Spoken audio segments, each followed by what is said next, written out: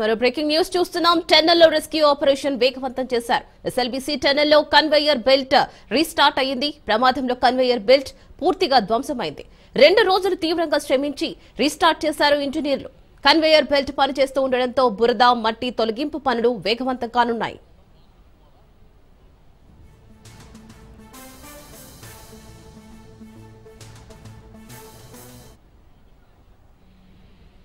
టెన్నెల్లో భారీగా ఊటనీరు ఉబ్బికి రావడంతో పాటు బురద ఎక్కువగా ఉండడం, మట్టి పెళ్లలు కూలిపోవడంతో పనులకు ఆటంకం ఏర్పడుతోంది. ఇక టెన్నెల్లో తవ్వుతున్న చోట నీరు ఉబ్బికి వస్తోంది. దీంతో భారీ మోటార్లు ఏర్పాటు చేసి నీటిని బయటకు తరలించే ప్రయత్నం చేస్తున్నారు. గ్యాస్ కట్టల ద్వారా టీబీఎం మిషన్ కట్ చేస్తున్నారు. కట్ చేసిన భాగాలను లోకో ట్రైన్ ద్వారా బయటకు తరలిస్తున్నారు. ఇక టెన్నెల్లో NDRF, SDRF, Singareni, rat hole టీంలు రెస్క్యూను నిర్వహిస్తున్నాయి. సిబ్బంది కన్వేయర్ బెల్ట్ ను సరిచేసే పనిలో ఉన్నారు.